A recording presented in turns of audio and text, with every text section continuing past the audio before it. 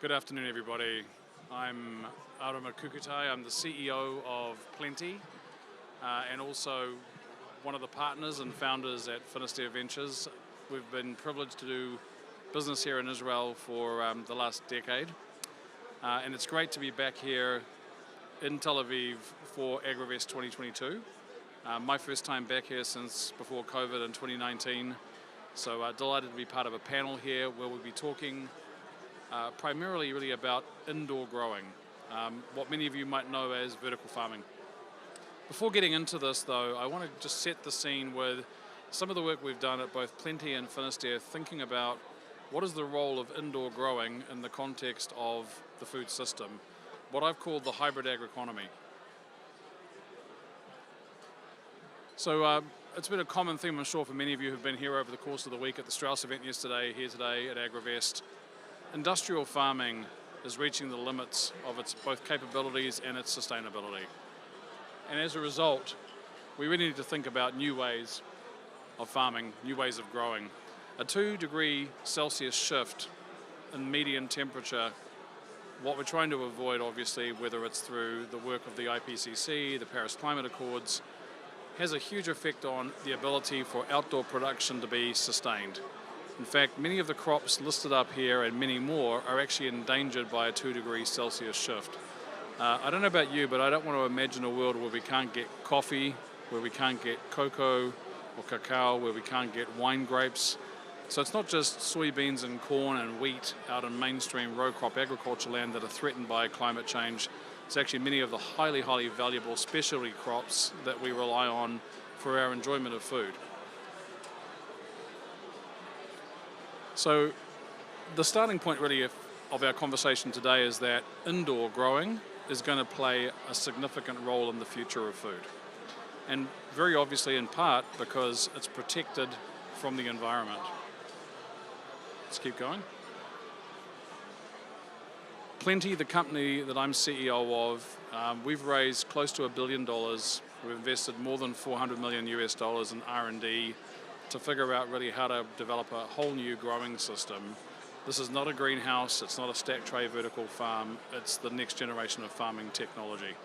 Highly automated, capable of growing on a sliver of the land, sliver of the resources, pretty much growing anything. Today we're growing leafy greens, we're growing strawberries, we're growing tomatoes, we have an R&D center with more than 100 plant scientists working in it that are working on new crop varieties of many, many types.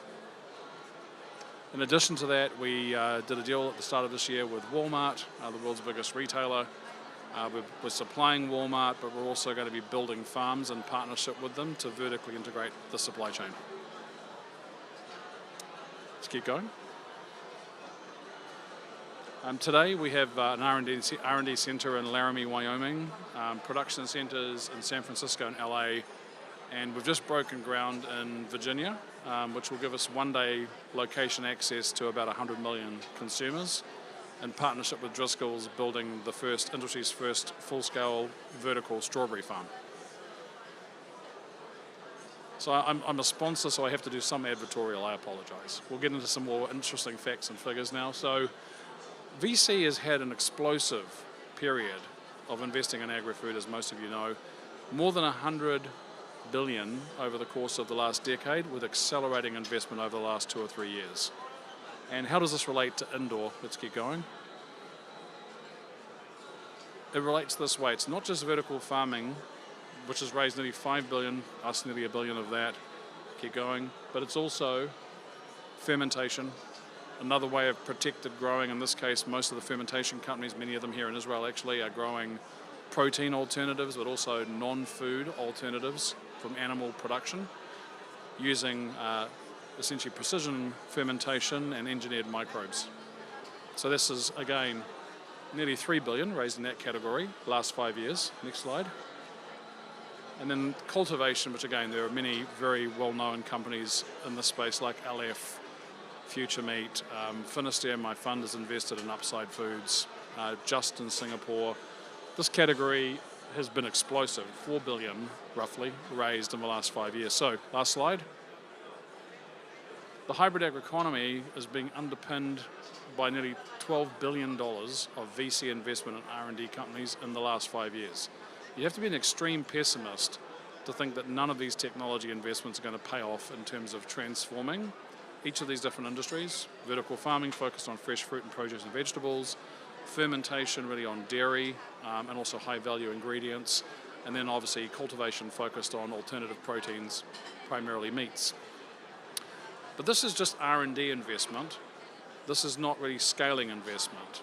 That's coming now. And it's coming out of different asset classes than what we've seen in venture capital. So that's one of the things we're going to talk about now on the panel.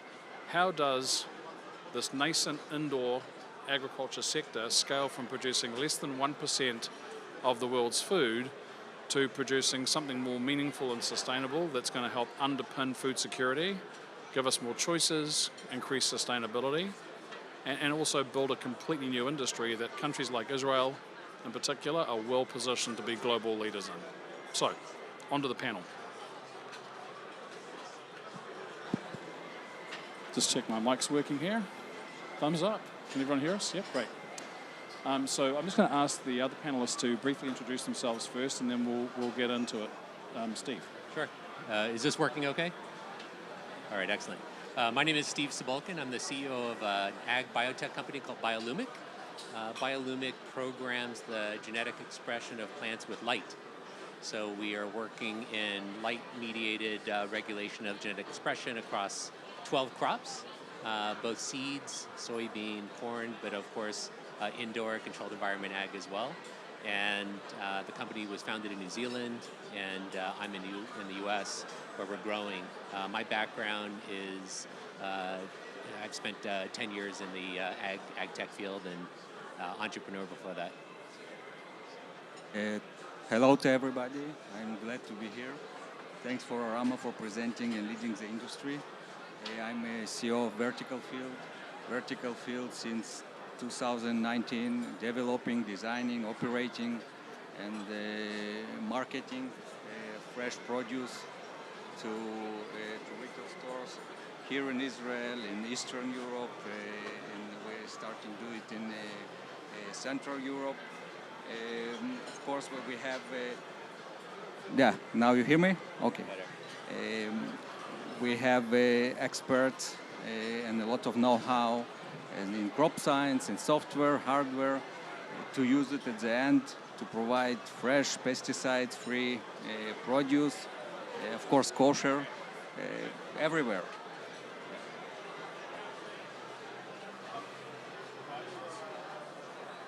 Let's jump on in. So, Alexey, just tell us a little bit about your thought around, you're in charge and CEO at Vertical Field. How are you thinking about scaling your business? Just give us a little bit of the color and context on what Vertical Field is focused on, and how do you think about scaling a business? Yeah, thank you. Of course, at the end, you need to scale. We are more focused on developing a solution which is modular. Now we do it in freight containers, but it's some kind of a space that can be also in any room, that we can build our farms according to the demand, and we see huge demand. So at the end, in order to scale, as you also presented it, we are looking for a financing that at the end we are providing a revenue generating unit, a farm that is producing a very quality produce that can for sure pay for this financing. So at the end,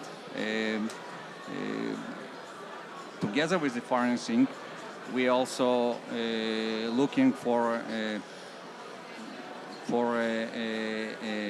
solution to decrease our OPEX, mainly of course electricity, which we believe, and now we see it with the electricity prices around the world, mainly in Europe, it's very significant factor.